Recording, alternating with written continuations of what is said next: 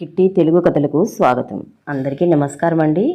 కథలోకి వెళ్లే ముందు మీరు నా ఛానల్ని కొత్తగా చూస్తున్నట్లయితే సబ్స్క్రైబ్ చేసుకొని సపోర్ట్ చేయగలరని ఆశిస్తున్నానండి. సబ్స్క్రైబ్ చేసుకోరు ప్లీజ్. ఇక కథలోకి వెళ్దామండి.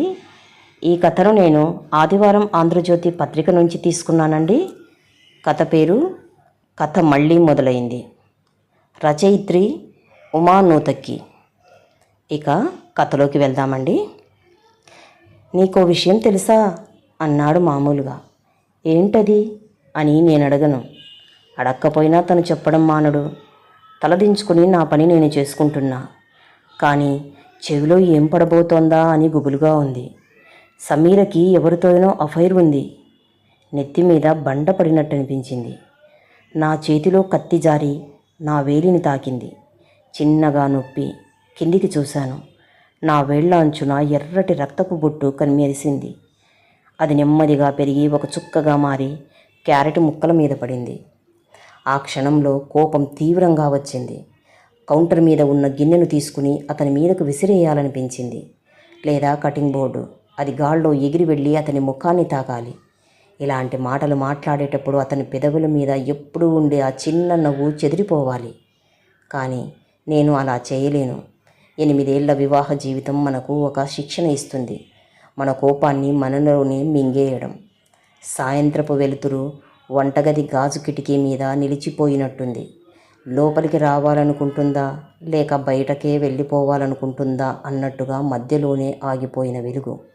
రక్తం కారుతున్న వేలును నోట్లో పెట్టుకుని కొన్ని క్షణాలు అలా నిలబడిపోయాను.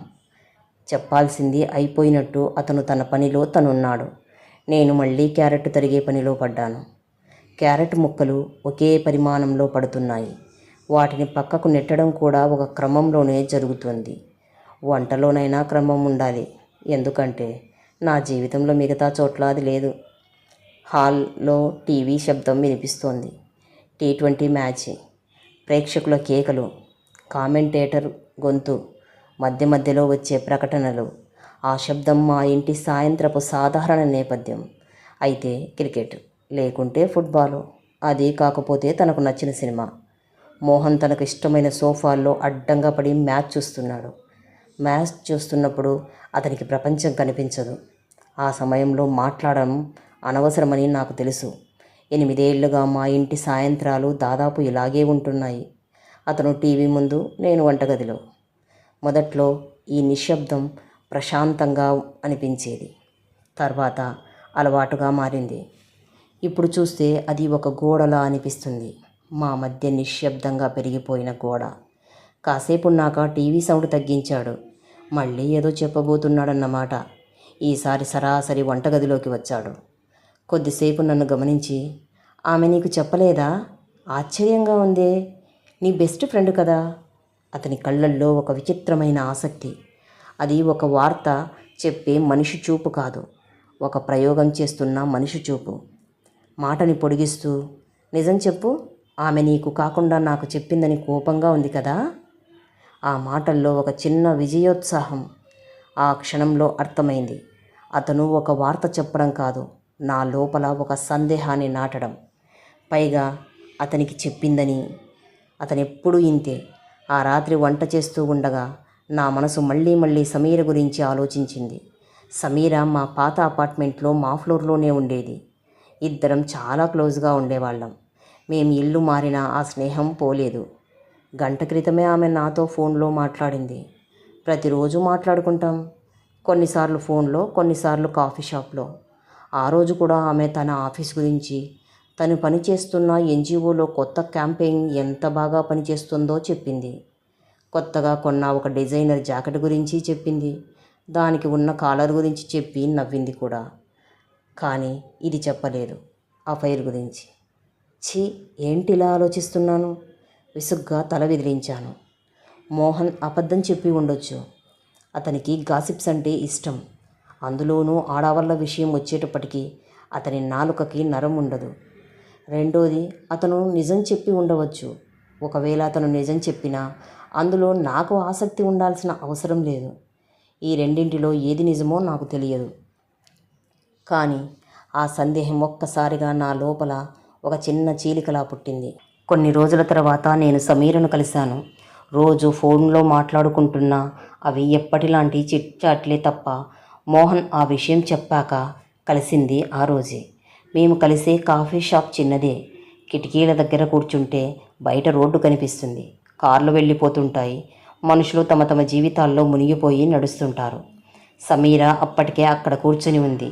నన్ను చూసి హాయిగా నవ్వింది. ఏంటి ఆలస్యం? ట్రాఫిక్ అన్నాను. ఆమె చేతిలో అప్పటికే కాఫీ కప్పు ఉంది. దూరం నుండి నన్ను చూస్తూనే కౌంటర్ వైపు చేయి ఊపింది. నా కాఫీ కోసం అయి ఉండొచ్చు. కప్పు అంచున ఆమె వేళ్ళు నెమ్మదిగా తిరుగుతున్నాయి. నేను గమనించాను. ఆమె కళ్ళల్లో ఒక కొత్త వెలుగు. ఏంటి విశేషం? కళ్ళెగరేశాను. నవ్వింది. ఏమీ లేదు. ఆమె ఇలా నవ్వినప్పుడు సాధారణంగా ఏదో దాచిపెడుతోందని అర్థం. లేక చెప్పడానికి కాస్త సమయం తీసుకుంటోందని అర్థం. నిజం చెప్పు, విసుక్కున్నాను. కాసేపు కిటికీ బయటకు చూసింది. తర్వాత నెమ్మదిగా చెప్పింది. నాకు ఒక ఫ్రెండ్ పరిచయం అయ్యారు శైలు. ఆ రిలేషన్ ఇది అని చెప్పలేను. అది తప్పా ఒప్పా కూడా తెలీదు. మౌనంగా తను చెప్పేది వింటూ వారం క్రితం తెగిన నా వేలును చేత్తో నొక్కుకుంటూ కూర్చున్నాను. మా ఆఫీస్లోనే పనిచేస్తున్నాడు. పేరు దీపక్. నీకు భయం వేయడం లేదా అన్నాను చివరికి. నవ్వింది. భయం ఉంది, కానీ ఇదే మొదటిసారి నాకు నేను బ్రతుకుతున్నట్లు అనిపిస్తోంది. ఆ మాట నా లోపల ఏదో కదిలించింది. ఎందుకంటే నాకు చాలా కాలంగా అలా అనిపించలేదు. నీకు తప్పు అనిపించట్లేదా? ఆమె నా కళ్ళల్లోకి నేరుగా చూసింది. శైలు అని ఆగి, తప్పంటే ఏమిటో మనకు ఎవరు చెప్తారు? ఆ ప్రశ్నకి నాకు వెంటనే సమాధానం దొరకలేదు. కొన్ని క్షణాలు మౌనంగా కూర్చున్నాం. మళ్ళీ చెప్పింది. నేను నా భర్తను వదిలేయబోతున్నానని అనుకోవద్దు, కానీ కనీసం నా జీవితంలో ఒక భాగమైన నాదిగా ఉండాలి కదా. నాకంటూ ఒక స్పేస్ ఉండాలి అనిపించింది. ఇలాంటి స్పేస్ అవసరమా అని నువ్వు అనొచ్చు. వింటున్నాను. కాసేపు ఆగి మళ్ళీ అంది. ఇదంతా ఫిజికల్ కాదు. అలా అని పూర్తిగా అది కాదని చెప్పలేను. ఇదెన్నాళ్ళు అంటే కూడా నా దగ్గర జవాబు లేదు. కానీ నాదైన జీవితం ఏదో బతుకుతున్నట్లు ఉంది శైలు. ఆ మాటలు విన్నప్పుడు ఒక్కసారిగా నాలో చిత్రమైన అసూయ కలిగింది. ఎందుకంటే నా జీవితంలో అలాంటి ఆలోచన అవకాశం రాదు, కుదరదు. అసలు నేను అలాంటి అడుగు వేయలేను. సరే, ఇప్పుడెందుకు చెప్తున్నావు? మొన్న మేము ఇదే కాఫీ షాప్కి వచ్చినప్పుడు మోహన్ చూశాడు. తను చెప్పింది అంతా విన్న తర్వాత, సరే మళ్ళీ కలిసినప్పుడు ఈ విషయం గురించి తీరిగ్గా మాట్లాడుకుందాం అన్నాను. తర్వాత ఏవో కాలక్షేపం కబుర్లు చెప్పుకుని విడిపోయాం. ఆ రాత్రి ఇంటికి తిరిగి వచ్చాక నేనిచ్చిన కాఫీ కప్పు పట్టుకుని మోహన్ టీవీ ముందు కూర్చున్నాడు. అదే సోఫా, అదే మ్యాచ్. నేను వంటగది తలుపు దగ్గర నిలబడి అతన్ని కాసేపు చూశాను. సమీర అఫైర్లో ఉందా లేదా అన్న ప్రశ్న కాదు, నేను నిజంగా నా జీవితాన్ని జీవిస్తున్నానా? ఆ ప్రశ్న అక్కడే ఆగలేదు. అది నాలో మెల్లగా పెరుగుతూ పోయింది. వంటగదిలోని నిశ్శబ్దంలో, టీవీ శబ్దం మధ్యలో, రాత్రి నిద్రలో కూడా అది నన్ను వెంటాడింది. ఎందుకంటే ఆ ప్రశ్నకు సమాధానం వెతికితే మన జీవితం ఎంతవరకు మనదో తెలుస్తుంది. మనది కానిదంతా ఇతరులు నిర్మించిందేగా. హఠాత్తుగా భయం వేసింది. ఎందుకంటే ఆ సమాధానం దొరికితే బహుశా నా జీవితాన్ని పూర్తిగా కొత్తగా చూడాల్సి రావచ్చు. ఇష్టం లేకున్నా ఇదొక భద్ర జీవితం. కానీ అదే సమయంలో మరో భావన కలిగింది. ఎప్పుడో ఒకప్పుడు నేను రాసిన ఆ మొదటి కథలు గుర్తొచ్చాయి. వాటిలో ఉన్న ఆగ్రహం, ఆ స్వరం. బహుశా అది పూర్తిగా చనిపోలేదు. బహుశా అది ఇంకా నా లోపల ఎక్కడో ఉంది, నిశ్శబ్దంగా, ఒక అవకాశం కోసం ఎదురు చూస్తూ. ఒక్కసారిగా అనిపించింది, బహుశా సమీర్ అఫైర్లోని నిజం ఏదైనా కావచ్చు. అది తప్పు కావచ్చు, లేదా ఒక తిరుగుబాటు కావచ్చు. కానీ అది ఆమె తీసుకున్న ఒక నిర్ణయం. ఆ ఆలోచన నా లోపల మెల్లగా వెలుగులా విస్తరించింది. ఒకటి స్పష్టంగా అర్థమైంది. స్త్రీ తన జీవితాన్ని తిరిగి సొంతం చేసుకోవడం కూడా ఒక కథే. బహుశా నేను మళ్ళీ రాయాల్సిన కథ అదే కావచ్చు. ఒకప్పుడు నా జీవితంలో కాగితం వాసన ఉండేది. ఆ జ్ఞాపకం ఇప్పటికీ అంత స్పష్టంగా ఉంది. పసుపు రంగు నోట్బుక్స్, వాటి అంచుల మీద వంగిపోయిన పేజీలు, ఎప్పుడూ సిరా తగిలిన పెన్నులు. కాలేజీ రోజుల్లో మా హాస్టల్ గది చిన్నదే, కానీ ఆ చిన్న గదిలో ఎప్పుడూ ఒక అస్తవ్యస్తమైన ఉత్సాహం ఉండేది. నేల మీద పుస్తకాలు, మంచం మీద కాగితాలు, కిటికీ అంచుల మీద నోట్సు. కాలేజీ లైబ్రరీ కావలసినన్ని పుస్తకాలు, ప్రపంచాన్ని పరిచయం చేసిన శారదా మేడం. అప్పుడప్పుడే నేను కథలు రాయడం మొదలుపెట్టాను. మొదట అది ఒక ఆటలా అనిపించేది. రోజువారీ జీవితంలో కనిపించే చిన్న సంఘటనలను వాక్యాలుగా మార్చడం. కానీ కొద్ది కాలంలోనే అర్థమైంది, రచన కేవలం ఒక అలవాటు కాదు, ఒక అవసరం. ప్రపంచాన్ని అర్థం చేసుకోవడానికి నేను ఉపయోగించే భాష అదే. చదవడం, గమనించడం, అర్థం చేసుకోవడం, రాయడం అదొక ప్రాసెస్. వేరే ప్రపంచం ఉండేది కాదు. నా మొదటి కథ ఒక చిన్న పత్రికలో అచ్చయింది. ఆ పత్రికను చేతిలో పట్టుకున్న రోజు ఎప్పటికీ గుర్తు. నా పేరు అక్కడ చిన్న అక్షరాల్లో ఉన్నా అది నాకు ఒక ప్రపంచం తెరిచినట్టుగా అనిపించింది. ఆ రాత్రి నిద్రపోలేకపోయాను. ఒక కథ రాయడం అంటే కేవలం ఒక సంఘటనను చెప్పడం కాదు, ఒక స్వరం ప్రపంచంలోకి పంపడమని అర్థమైంది. ఆ తర్వాత కథలు వరుసగా వచ్చాయి, కొన్ని తిరస్కరణలు కూడా. కానీ అవి నన్ను ఆపలేదు. ఎందుకంటే నేను చెప్పాలనుకున్న కథలు చాలా ఉన్నాయి. నా కథల్లో మహిళలు ప్రశ్నించేవారు, వారు కోప్పడేవారు, వారు తమ జీవితాలపై హక్కు కోరేవారు. కొందరికి అవి అసౌకర్యంగా అనిపించేవి. ఒకసారి ఒక ఎడిటర్ లేఖ రాశారు, మీ కథ బలంగా ఉంది, కానీ కొంచెం తీవ్రంగా ఉంది. ఆ మాట చదివి నవ్వుకున్నాను. తీవ్రతే నాకు కావలసిన పదం. అప్పుడే మోహన్ నా జీవితంలోకి వచ్చాడు. సాధారణ పాఠకుడిలానే. నేను సోషల్ మీడియాలో నా కథల గురించి పోస్టు చేసినప్పుడు పరిచయం. మొదట అతను నా రచనల గురించి ఎంతో ఉత్సాహంగా మాట్లాడేవాడు. నా కథల్లోని పాత్రల గురించి ప్రశ్నలు అడిగేవాడు. ఒకసారి అన్నాడు, నీ కథల్లో మహిళలు చాలా బలంగా ఉంటారు. నేను నవ్వుతూ అది మంచిదే కదా అన్నాను. తను కూడా నవ్వాడు, అవును అని. కానీ కొంచెం భయంగా కూడా అనిపిస్తుంది.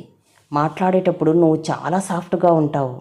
అమ్మో, రాసేటప్పుడు ఆ తీవ్రత భరించడం చాలా కష్టం. ఆ మాట అప్పుడు సరదాగా అనిపించింది. ప్రేమలో ఉన్నప్పుడు చాలా మాటలు సరదాగా అనిపిస్తాయి. వాటిలో దాగి ఉన్న అర్థాలు మనకు కనిపించవు. పెళ్లి తర్వాత ఆ మాటలు మెల్లగా మారాయి. మొదట అతను సలహాలు ఇచ్చేవాడు. ఈ పాత్ర చాలా కోపంగా ఉంది, ఇక్కడ పురుష పాత్ర మరీ నెగిటివ్గా కనిపిస్తోంది, ఈ పాత్రకి ఎక్స్ట్రా మ్యారిటల్ ఎఫైర్ అవసరమా, పైగా నువ్వు సమర్థించావు తీవ్రంగా అన్నాడు ఒకసారి. నేను కాదు సమర్థించింది, కథలో ప్రొటాగనిస్ట్. చాలా రోజుల తర్వాత ఒక కథ గురించి నేను జవాబు ఇవ్వడం, అబ్బో తెగ సమర్థిస్తున్నావు, మనం చేయలేనివే ఊహించి రాస్తారు కథల్లో. ఆ కథ ఎప్పటికీ పూర్తవ్వలేదు. మొదట్లో నవ్వేసేదాన్ని, కానీ కొద్ది కాలంలోనే గమనించాను. నేను రాస్తున్నప్పుడు అతని గొంతు నా తలలో వినిపించడం మొదలైంది. ఇది చాలా మోడర్న్గా ఉంది, ఇలాంటి జీవితం నీకు అసలు తెలియదు, ఎలా రాస్తావు నీది కాని జీవితాన్ని. ఇది పాఠకులకు నచ్చకపోవచ్చు. మెల్లగా నా కథలను మార్చడం మొదలుపెట్టాను. పాత్రల కోపం తగ్గింది, ప్రశ్నలు తగ్గాయి, వాక్యాలు మరింత జాగ్రత్తగా మారాయి. ఒకసారి ఒక కథ రాశాను, ఒక మహిళ తన భర్తను వదిలి వెళ్ళే కథ. మోహన్ దాన్ని చదివి టేబుల్ మీద పడేసి, ఇలాంటి కథలు ఎందుకు రాస్తావు అన్నాడు. ఇది కేవలం కథ. నవ్వాడు. కథ లేక నీ అసలు కోరిక? ఆ ప్రశ్న నన్ను ఒక్కసారి నిశ్శబ్దంలోకి నెట్టింది. ఇలా కథలు రాస్తే మన గురించి బయటి వాళ్ళు ఏమనుకుంటారు? మొదటిసారి భయమేసింది. మన ఆలోచనలనే మనం అనుమానించేటట్టు చేసే ఒక రకమైన ఒత్తిడి. నిజంగా ఇలాంటి కథలు రాయడం అవసరమా? అదే గ్యాస్ లైటింగ్ అని తర్వాత అర్థమైంది. ఆ తర్వాత అతని వ్యాఖ్యలు మరింత కఠినమయ్యాయి. కొన్నిసార్లు నేను రాయడానికి కూర్చున్నప్పుడు, ఇంట్లో ఇన్ని పనులు ఉన్నప్పుడు ఇది అవసరమా? మెల్లగా నా రచనపై కనిపించని ఒత్తిడి పెరిగింది. రాయడం తగ్గించాను. మొదట ఒక వారం, తర్వాత ఒక నెల, తర్వాత ఒక సంవత్సరం. ఒకరోజు నేను నోట్బుక్ తెరిచి చూశాను, ఖాళీ పేజీ. ఏం రాయాలో తెలియలేదు. అప్పుడు అర్థమైంది, నేను రచన వదిలేశానని. కానీ కథలు పూర్తిగా చనిపోవు.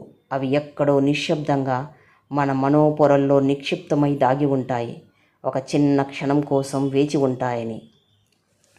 సమీరను కలిసి వచ్చాక మౌనంగా వంట పని చేసుకున్నాను. మోహన్ టీవీ చూస్తున్నాడు. అదే సోఫా, అదే మ్యాచ్. డైనింగ్ టేబుల్ దగ్గర కూర్చున్నాను. చాలా రోజుల తర్వాత ఒక నోట్బుక్ తెరిచాను. సమీర అన్న మాట గుర్తొచ్చింది. మన జీవితంలో కనీసం కొంత భాగమైనా మనదై ఉండాలి కదా, ఒక చిన్న స్పేస్. మొదటి వాక్యం రాయడానికి చాలా సమయం పట్టింది. సమీర మాటలతోనే మొదలు పెడితే మొదటి వాక్యం రాశాను. ఆమె తన జీవితాన్ని బయట నుండి చూడడం మొదలుపెట్టింది. ఒకసారి ఆ వాక్యాన్ని చూసుకుని పేజీని పరాపరా చింపేశాను. బయట నుంచి చూడడం ఏంటి, తన జీవితాన్ని ఇంట్రాస్పెక్ట్ చేసుకోవడం మొదలుపెట్టింది అని చెప్పాలి అనుకుందామనుకున్నా. ఎవరి కథ ఇది? తనదా? సమీరదా? సమీర గురించి తనకేం తెలుసు అసలు? తనేం వెతుక్కుంది? తనేం పొందింది? అసలు ఆమె జీవితంలో ఉన్న వాక్యూమ్ ఏంటి? సరే, ఆమె సంగతి వదిలేస్తే అసలు నా జీవితంలో వాక్యూమ్ నాకు తెలుసా? కాసేపటి తర్వాత మోహన్ లోపలికి వచ్చాడు. సమీరను కలిశావా? తలెత్తలేదు నేను. ఆమెను ఇక ముందు కలవకపోతే మంచిది. నేనేం మాట్లాడలేదు. ఊహించిందే. మొదటి నుండి సమీర అతనికి నచ్చదు. తనకి నచ్చినట్టుగా జీవితం గడిపే సమీర, ఎవరి చట్టాల్లోనూ ఇమ్మడని సమీర ఒక సాధారణమైన మగవాడికి ఎలా నచ్చుతుంది? ఏం చేస్తున్నావు? కొన్ని నిమిషాల తర్వాత గమనించినట్టున్నాడు. టేబుల్ మీద నోట్బుక్, నా చేతిలో పెన్ను. కథ రాస్తున్నాను. నవ్వాడు. ఇప్పుడా? ఎవరికి ఉపయోగం ఈ కథలు? మౌనంగా ఉన్నాను. కొంపదీసి సమీర కథ రాస్తున్నావా? మొగుడిని వదిలేసి వేరే వాడితో తిరిగే సమీర. పేరు కూడా అదే పెట్టు, తేలిగ్గా ఉంటుంది. నీకు, ఎవరి గురించి అర్థం చేసుకోవడానికి జనాలకి కూడా. అతను దగ్గరికి వచ్చి నోట్బుక్ లాగి నేల మీద పడేశాడు. పేజీలు చెల్లాచెదురుగా పడ్డాయి. కాసేపు ఆ పేజీలను చూస్తూ నిలబడ్డాను. తర్వాత నేల మీద కూర్చుని వాటిని మళ్ళీ తీసుకున్నాను. పేజీలు కొంచెం మడతపడ్డాయి, కానీ అవి ఇంకా ఉన్నాయి. ఒక్కసారిగా అర్థమైంది. ఇది కేవలం నోట్బుక్ కాదు, ఇది నా స్వరం. ఆ రాత్రి ఇంట్లో నిశ్శబ్దం. హాల్లో టీవీ శబ్దం ఇంకా వినిపిస్తోంది. మోహన్ మ్యాచ్లో మునిగిపోయి ఉన్నాడు. కానీ ఈసారి నేను బెడ్రూమ్లోకి వెళ్ళి పడుకోలేదు. మోహన్కి తెలియదు. ఆ రాత్రి ఈ ఇంట్లో ఇంకో కథ మొదలైంది. ఒక స్త్రీ తన నిశ్శబ్దాన్ని గుర్తించిన కథ. ఒక రచయిత్రి తన స్వరాన్ని తిరిగి కనుగొన్న కథ. స్త్రీ తన స్వరాన్ని గుర్తించాక ఆ స్వరం మళ్ళీ మౌనంగా ఉండదు. కథ సమాప్తమండి. మీకు ఈ కథ నచ్చిందని అనుకుంటున్నాను. మీకు ఈ వీడియో కనుక నచ్చినట్లయితే లైక్ చేయండి, షేర్ చేయండి, సబ్స్క్రైబ్ చేయండి. Thank you for watching.